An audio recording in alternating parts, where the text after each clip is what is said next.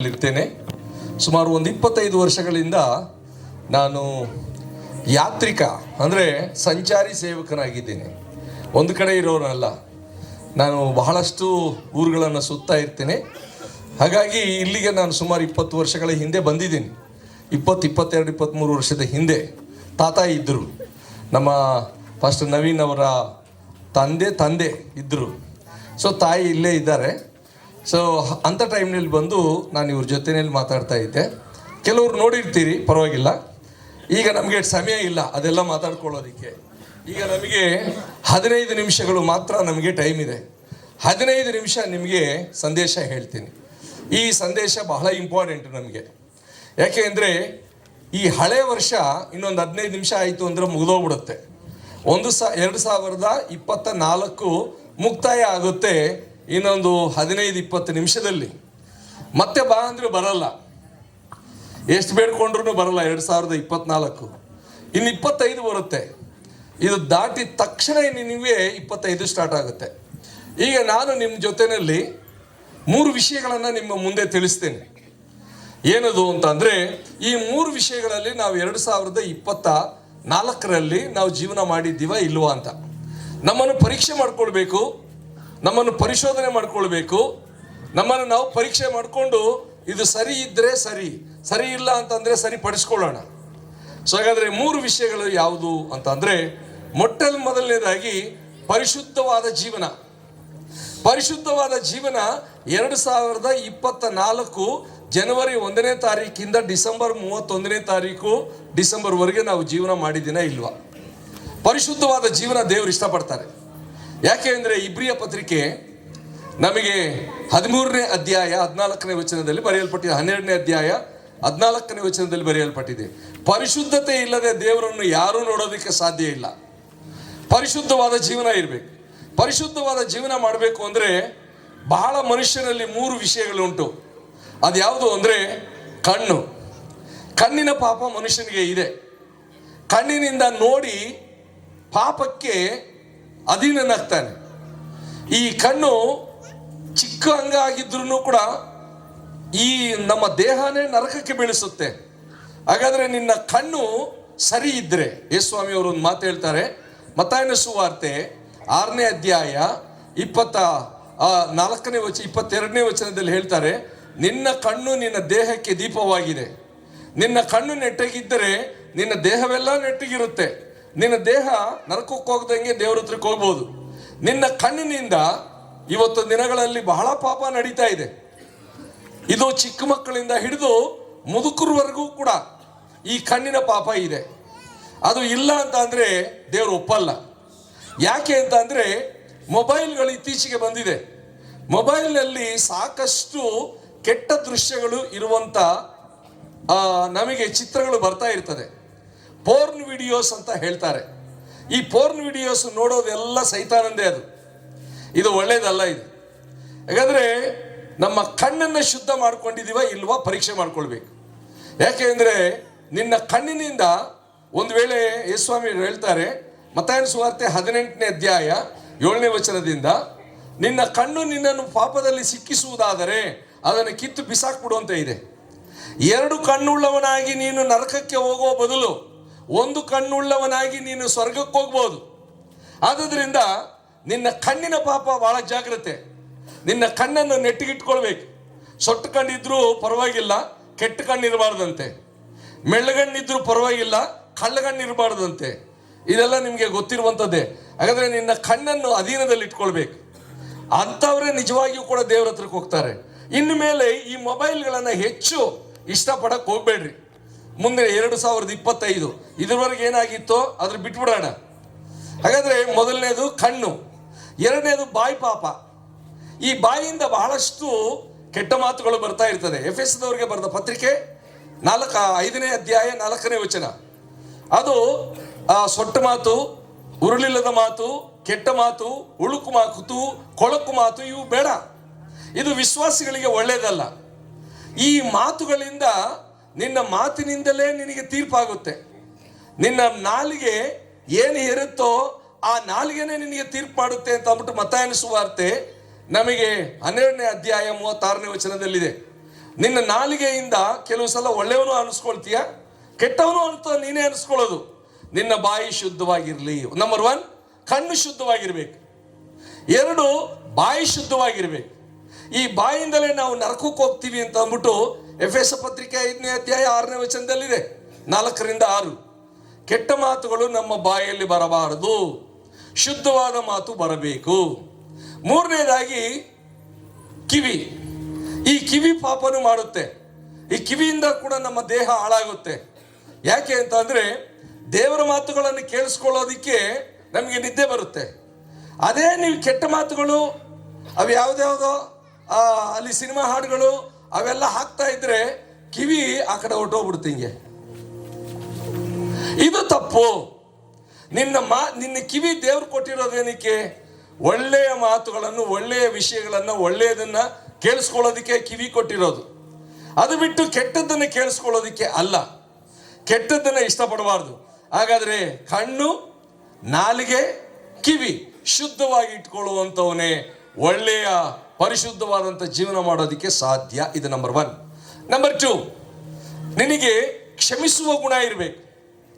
ಕ್ಷಮಿಸುವಂಥ ಗುಣ ಇದ್ದರೆ ನೀನು ದೇವರ ಮಗನೂ ಮಗಳಾಗ್ತೀಯ. ಇಲ್ಲಾಂದರೆ ನೀನು ದೇವರ ಮಗನಾಗೋದಕ್ಕೆ ಸಾಧ್ಯವಿಲ್ಲ. ಯೇಸು ಸ್ವಾಮಿಯವರು ಶಿಲುಬೆ ಮೇಲೆ ಅವರು ನೇತು ಹಾಕಲ್ಪಡ್ತಾ ಇರುವಾಗ ಲೂಕನ ಸುವಾರ್ತೆ 23ನೇ ಅಧ್ಯಾಯ 34ನೇ ವಚನದಲ್ಲಿ ಒಂದು ಮಾತು ಹೇಳ್ತಾರೆ. ಅಲ್ಲಿ ಯೇಸು ಸ್ವಾಮಿ ಕೆನ್ನೆಗೆ ಹೊಡೆದಿರೋರು ಇದ್ರು, ಎದುರುಗಡೆ ಆತನ ಮುಖಕ್ಕೆ ಉಗಿದವರಿದ್ರು, ಆತನ ತಲೆಗೆ ಮುಳ್ಳಿನ ಬಳ್ಳಿ ಇಟ್ಟು ಬೆತ್ತದಿಂದ ಹೊಡೆದವರು ಇದ್ರು, ಕೊರಡೆ ಏಟುಗಳಿಂದ ಹೊಡೆದವರು ಇದ್ರು, ನೂಕಿದವರು ಇದ್ರು. ಆದರೂ ಯೇಸು ಸ್ವಾಮಿ ಅವ್ರನ್ನೆಲ್ಲ ನೋಡಿ ಒಂದು ಮಾತು ಹೇಳ್ತಾನೆ, ತಂದೆಯೇ, ಇವರೇನು ಮಾಡಿದ್ದಾರೋ ಇವರು ಅರಿಯದೆ ಮಾಡಿದ್ದಾರೆ, ಇವರನ್ನ ಕ್ಷಮಿಸು. ಹಾಗಾದ್ರೆ ದೇವರ ಮಕ್ಕಳ ಒಂದು ಮೇನ್ ಅಂದ್ರೆ ಮುಖ್ಯವಾದಂಥ ಗುಣ ಯಾವುದು ಅಂದ್ರೆ ಕ್ಷಮಿಸುವ ಗುಣ ಇರಬೇಕು. ಈ ಕ್ಷಮಾಪಣೆ ಅನ್ನುವಂಥದ್ದು ದೇವರಿಗೆ ತುಂಬಾ ಇಷ್ಟ. ಈಗ 2024ರಲ್ಲಿ ಎಷ್ಟು ಜನ ನಾವು ಕ್ಷಮಿಸುವಂತ ಗುಣ ನಮ್ಮಲ್ಲಿ ಇದೆ? ಒಂದು ವೇಳೆ ನನ್ನನ್ನು ನಾನೇ ಪರೀಕ್ಷೆ ಮಾಡ್ಕೊಳ್ಬೇಕು, ನನಗೆ ಕ್ಷಮಿಸುವಂತ ಗುಣ ಇದೆಯಾ? ಒಂದು ವೇಳೆ ಇಲ್ವಾ? ಕ್ಷಮಿಸುವ ಗುಣ ಇಲ್ಲ ಅಂದ್ರೆ ನಾನು ಪರಲೋಕದಲ್ಲಿರಲ್ಲ. ನೀವು ಕ್ಷಮಿಸುವಂತವರಾದ್ರೆ ದೇವರು ನಿಮ್ಮನ್ನು ಕ್ಷಮಿಸ್ತಾನೆ. ಮತ್ತಾಯನ ಸುವಾರ್ತೆ 6ನೇ ಅಧ್ಯಾಯ 12ನೇ ವಚನ, ನಾವು ಒಂದು ಪರಲೋಕದ ಪ್ರಾರ್ಥನೆ ಕೂಡ ಅಲ್ಲಿದೆ. ಇತರರ ತಪ್ಪುಗಳನ್ನು ಕ್ಷಮಿಸಿದಂತೆ ನಮ್ಮ ತಪ್ಪುಗಳನ್ನು ಕ್ಷಮಿಸು. ಅದರ ಅರ್ಥ ಏನು ಗೊತ್ತಾ? ನಾನು ನನ್ನ ಎದುರುಗಡೆ ಇರುವಂಥ ವ್ಯಕ್ತಿಯ ತಪ್ಪನ್ನ ನಾನು ಕ್ಷಮಿಸ್ಬೇಕು. ಆಗ ದೇವರು ನನ್ನನ್ನು ಕ್ಷಮಿಸ್ತಾರೆ. ಅವ್ರು ಕ್ಷಮಿಸುವ ಅವಶ್ಯಕತೆ ಇಲ್ಲ. ಅವ್ರು ಕ್ಷಮಿಸಿದ್ರೆ ಒಳ್ಳೇದು, ಕ್ಷಮಿಸ್ಲಿಲ್ಲ ಅಂದ್ರೂ ಪರವಾಗಿಲ್ಲ. ಬಟ್ ನಾನಂತೂ ಇವ್ರನ್ನ ಕ್ಷಮಿಸ್ಬೇಕು, ಎಲ್ಲರನ್ನ ಕ್ಷಮಿಸ್ಬೇಕು. ಆಗ ದೇವರು ನನ್ನನ್ನು ಶಬಾಷ್ ಮಗನೇ ಮಗಳೇ, ನಾನು ನಿನ್ನ ತಪ್ಪುಗಳನ್ನು ಕೂಡ ಕ್ಷಮಿಸ್ತೇನೆ. ಇಲ್ಲ ನಾನು ಇತರರನ್ನು ಕ್ಷಮಿಸಲಿಲ್ಲ ಅಂದ್ರೆ ದೇವರೇ ನನ್ನನ್ನು ಕ್ಷಮಿಸು ಅಂದ್ರೆ ಅವರು ಕೂಡ ನಮ್ಮನ್ನು ಕ್ಷಮಿಸಲ್ಲ, ನಮ್ಮನ್ನ ಕ್ಷಮಿಸೋದಿಕ್ಕೆ. ಯಾಕೆಂದ್ರೆ ಮನುಷ್ಯನು ಏನು ಬಿತ್ತುತ್ತಾನೋ ಅದನ್ನೇ ಕೊಯ್ಬೇಕಂತೆ. ನೀನು ಒಂದು ವೇಳೆ ಬೇವಿನಕಾಯಿದು ಬೀಜ ಬಿತ್ತುಬಿಟ್ಟು ಮಾವಿನ ಹಣ್ಣು ಬಾ ಅಂದ್ರೆ ಬರಲ್ಲ, ಅದು ಬೇವಿನಕಾಯಿನೇ ಬರೋದು. ಹಾಗೆ ನಿನ್ನ ಹೃದಯದಲ್ಲಿ ಕೆಟ್ಟದ್ದನ್ನು ಇಟ್ಟುಕೊಂಡು ಸ್ವಾಮಿ ಭಗವಂತ ಯೇಸು ತಂದೆ ನನ್ನನ್ನು ಕ್ಷಮಿಸು, ನಿನ್ನ ಪರಲೋಕ ಸೇರಿಸ್ಕೊಂಡ್ರೆ ಸೇರಿಸ್ಕೊಳ್ಳಲ್ಲ. ಮೊದಲು ನೀನು ಎದುರುಗಡೆ ಇರುವಂತ ವ್ಯಕ್ತಿಯ ತಪ್ಪುಗಳನ್ನು ಕ್ಷಮಿಸಬೇಕು. ಆಗ ದೇವರು ನಿನ್ನನ್ನು ಕೂಡ ಕ್ಷಮಿಸ್ತಾನೆ. ಕ್ಷಮಿಸದೇ ಇದ್ರೆ ಯಾರು ಸ್ವರ್ಗದಲ್ಲಿ ಇರೋದಕ್ಕೆ ಸಾಧ್ಯನೇ ಇಲ್ಲ. ನಾವು ಮನಸ್ಫೂರ್ತಿಯಾಗಿ ಕ್ಷಮಿಸಬೇಕು. ಮತ್ತೊಬ್ಬನ ಮೇಲೆ ನಮಗೆ ಕೊಲೊಸ್ಸೆದವರಿಗೆ ಬರೆದ ಪತ್ರಿಕೆ 3ನೇ ಅಧ್ಯಾಯ 13-14ರಲ್ಲಿ ಬರೆದಿದೆ, ಒಬ್ಬನ ಮೇಲೆ ತಪ್ಪು ಹೊರಿಸುವುದಕ್ಕೆ ಬಲವಾದ ಕಾರಣವಿದ್ರೂ ಅವನಿಗೆ ಮತ್ತೆ ಅವನ ತಪ್ಪನ್ನು ಹೇಳಕ್ ಹೋಗ್ಬೇಡ, ಅವನಿಗೆ ಕ್ಷಮಿಸು, ಪ್ರೀತಿಯನ್ನು ಧರಿಸಿಕೋ. ನೀನು ಯಾವಾಗಲೂ ಕೂಡ ಪ್ರೀತಿಯಿಂದ ನೋಡ್ಬೇಕು. ಇದ್ರ ಬಗ್ಗೆ ಕುಟುಂಬಗಳಲ್ಲಿ ಗಂಡ ಹೆಂಡತಿಯರ ಜೊತೆಯಲ್ಲಿ ಯಾವಾಗಲೂ ವಿರಸ ಇರುತ್ತೆ, ಯಾವಾಗಲೂ ಜಗಳ ಇರುತ್ತೆ. ಅದು ಎಲ್ಲರ ಮನೆಯಲ್ಲೂ ಇರುವಂಥದ್ದೇ. ನೀವು ಈ ದೊಡ್ಡ ದೊಡ್ಡ ಭಕ್ತರ ಮನೆಯಲ್ಲೂ ಕೂಡ ಈ ಗಂಡ ಹೆಂಡತಿಯರ ಮಧ್ಯದಲ್ಲಿ ಸಣ್ಣ ಪುಟ್ಟ ಘರ್ಷಣೆಗಳು ಇರುತ್ತೆ. ಹಾಗಾದ್ರೆ ಗಂಡ ಹೆಂಡತಿನ ಕ್ಷಮಿಸಬೇಕು, ಹೆಂಡತಿ ಗಂಡನ ಕ್ಷಮಿಸ್ಬೇಕು. ಪ್ರತಿ ಸಲ ಚುಚ್ಚ ಮಾತು ಮಾತಾಡಬಾರ್ದು, ಅದು ಒಳ್ಳೇದಲ್ಲ, ಅದು ದೇವರು ಇಷ್ಟಪಡೋದಿಲ್ಲ. ಹಾಗಾದ್ರೆ ಪ್ರತಿಯೊಬ್ಬ ಹೆಂಡತಿ ಆಗಲಿ ಪ್ರತಿಯೊಬ್ಬ ಗಂಡನಾಗ್ಲಿ ತನ್ನ ಮನೆಯಲ್ಲಿರುವಂತ ಪರಿಸ್ಥಿತಿಗಳಿಗೆ ಎಷ್ಟೇ ತೊಂದರೆ ಬಂದ್ರೂ ಕೂಡ ಆಯ್ತು ಬಿಡು, ಹೋಗ್ಲಿ ಬಿಡು, ಆಯ್ತು ಆಯ್ತು ಕ್ಷಮಿಸ್ಕೊಂಡ್ರೆ ಪ್ರಾಬ್ಲಮ್ ಇರಲ್ಲ. ಕ್ಷಮಿಸದೇ ಹೋದ್ರೆ ಸೈತಾನನ ಪ್ರವೇಶ ಆಗುತ್ತೆ. ಈ ಸೈತಾನ ಪ್ರವೇಶ ಆಗಿ ಸಂಸಾರದನ್ನೇ ಒಡೆದಾಕ್ಬಿಡ್ತಾನೆ. ಸಭೆಯಲ್ಲೂ ಕೂಡ ನೀವು ಒಂದು ವೇಳೆ ಸಹೋದರ ಸಹೋದರಿಯರು ತಪ್ಪು ಮಾಡೋದು ಸಹಜ, ತಪ್ಪು ಮಾತಾಡೋದು ಸಹಜ, ತಪ್ಪು ನಡೆಯೋದು ಸಹಜ. ಅದನ್ನು ಹೆಚ್ಚು ಮನಸ್ಸಿನಲ್ಲಿ ಇಟ್ಕೊಳ್ಬಾರ್ದು. ಹೊಸ ವರ್ಷದಲ್ಲಿ ಆ ಥರ ಇಟ್ಕೊಳ್ಬಾರ್ದು. ಒಂದು ವೇಳೆ ಹಳೆ ವರ್ಷದಲ್ಲಿ ಯಾರನ್ನಾದರೂ ನಾವು ಕ್ಷಮಿಸದೆ ಹೋದರೆ ಇದು ಒಂದು ಒಳ್ಳೆ ಸಮಯ. ಏಕೆಂದರೆ ಹೊಸ ವರ್ಷಕ್ಕೆ ಹೋಗೋದಕ್ಕಿಂತ ಮುಂಚೆ ನೀವು ಪ್ರಾರ್ಥನೆ ಮಾಡಬೇಕು, ದೇವರೇ ನಾನು ಇಂಥವ್ರನ್ನ ಕ್ಷಮಿಸಲಿಲ್ಲ, ದಯಮಾಡಿ ಅವ್ರನ್ನ ನಾನು ಕ್ಷಮಿಸಿದ್ದೇನೆ ಸ್ವಾಮಿ, ಮತ್ತು ನನ್ನನ್ನು ಕೂಡ ಕ್ಷಮಿಸು. ಮಾತ್ರವಲ್ಲದೆ ಒಂದು ವೇಳೆ ಇಲ್ಲಿ ಯಾರಾದರೂ ನೀವು ಕ್ಷಮಿಸದೇ ಇರುವಂಥವ್ರು ಯಾರಾದರೂ ಇದ್ದರೆ ಅವ್ರ ಹತ್ರ ನೀವು ಕ್ಷಮಾಪಣೆ ಕೇಳ್ಕೊಳ್ಬೇಕು. ನನ್ನನ್ನು ಕ್ಷಮಿಸು, ನಾನು ನಿನಗೆ ತಪ್ಪು ಮಾಡಿದೆ, ನಿನ್ನನ್ನು ಕೋಪ ಬರೋಂಗೆ ಮಾಡಿದೆ, ನಿನ್ನ ಮನಸ್ಸನ್ನು ನೋಯಿಸಿದೆ ಅಂತ ನೀವೇನಾದರೂ ಕೇಳ್ಕೊಂಡ್ರೆ ನೀವೇ ಧನ್ಯರು. ಹಲ್ಲೆಲೂಯಾ. ಒಂದು ವೇಳೆ ನೀವು ಕ್ಷಮಿಸಲಿಲ್ಲ ಅನ್ಕೊಳ್ಳಿ, ದೇವರ ಮಕ್ಕಳಲ್ಲ, ನೀವು ರಾಕ್ಷಸನ ಮಕ್ಕಳು. ನೀವು ಪ್ರತಿಯೊಬ್ಬರು ಕೂಡ ಎದುರು ವ್ಯಕ್ತಿನ ಕ್ಷಮಿಸುವಂತ ಹಂಗಿನಲ್ಲಿ ನೀವಿದ್ದೀರಿ. ಹಾಗಾದ್ರೆ ಕ್ಷಮಾಪಣೆ ಮುಖ್ಯ. ಒಂದು ಶುದ್ಧತ್ವ, ಪರಿಶುದ್ಧವಾದ ಜೀವನ.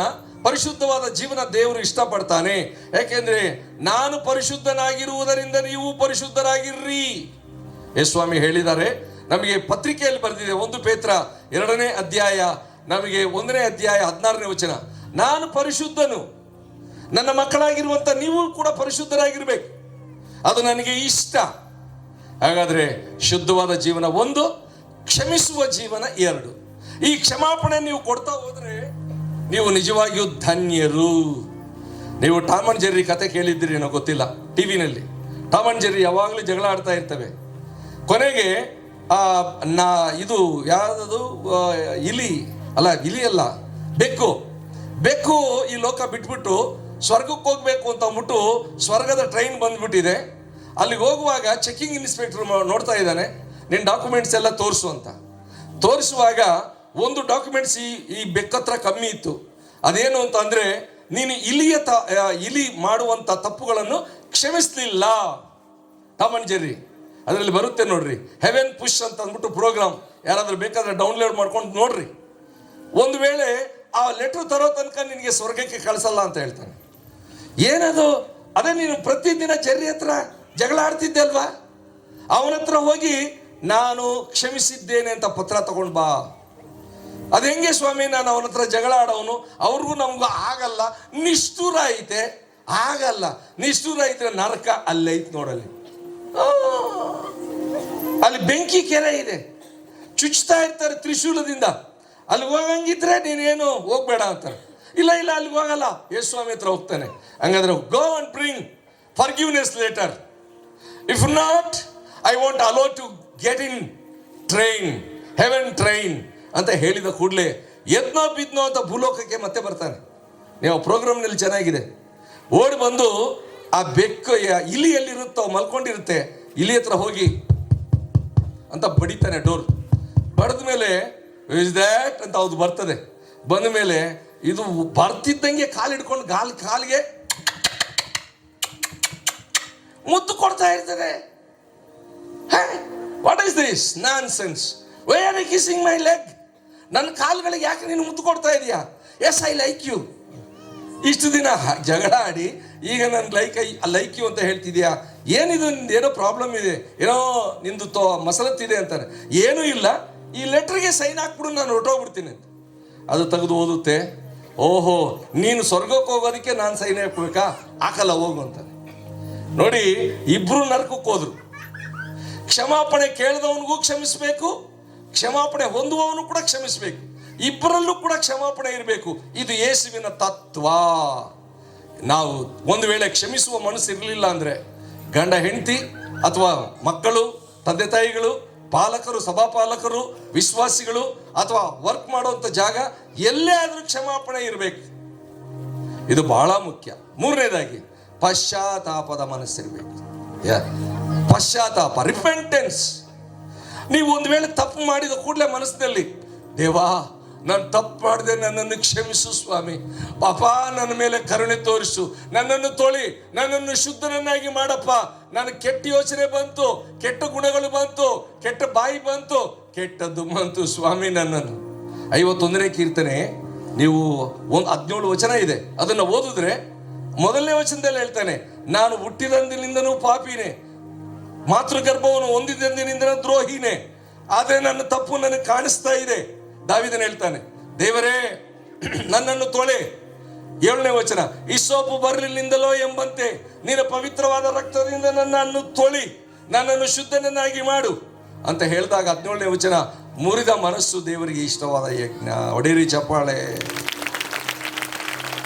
ಮುರಿದ ಮನಸ್ಸಿನಿಂದ ದೇವರ ಹತ್ರ ಕೇಳ್ಕೊಳ್ಬೇಕು, ಸ್ವಾಮಿ ನನ್ನನ್ನು ಕ್ಷಮಿಸಪ್ಪ, ನಾನು ತಪ್ಪು ಮಾಡಿಬಿಟ್ಟೆ, ನನ್ನನ್ನು ಕ್ಷಮಿಸು ಸ್ವಾಮಿ. ನಾನು ಒಬ್ಬ ವಿಶ್ವಾಸಿಯಾಗಿ ನಾನು ಬೇರೆಯವ್ರ ಮೇಲೆ ಚಾಡಿ ಹೇಳಿದೆ, ಬೇರೆಯವ್ರಿಗೆ ತೊಂದರೆ ಪಡಿಸಿದೆ, ಬೇರೆಯವ್ರಿಗೆ ನಾನು ಸುಳ್ಳು ಮಾಡಿದೆ, ಸುಳ್ಳಾಗಿ ಹೇಳಿದೆ, ದಯಮಾಡಿ ನನ್ನನ್ನು ಕ್ಷಮಿಸಪ್ಪ ಅಂತ ಪರಲೋಕದ ತಂದೆಗೆ ಕ್ಷಮಾಪಣೆ ಕೇಳ್ಕೊಂಡ್ರೆ ಮುರಿದ ಮನಸ್ಸಿನಿಂದ, ಕಣ್ಣೀರಿನಿಂದ, ಒಂದು ವೇಳೆ ನಿಜವಾಗಿಯೂ ನೀವು ಪಶ್ಚಾತ್ತಾಪ ಪಟ್ಟರೆ ಕಣ್ಣೀರು ಬಂದೇ ಬರುತ್ತೆ, ಬರಬೇಡ ಅಂದ್ರೂ ಬರುತ್ತೆ. ಹಾಗಾದ್ರೆ ಈ ರೀತಿಯಾಗಿ ನೀವು ಈ 3 ಗಣಗಳನ್ನು ಅಭ್ಯಾಸ ಮಾಡಿದ್ರೆ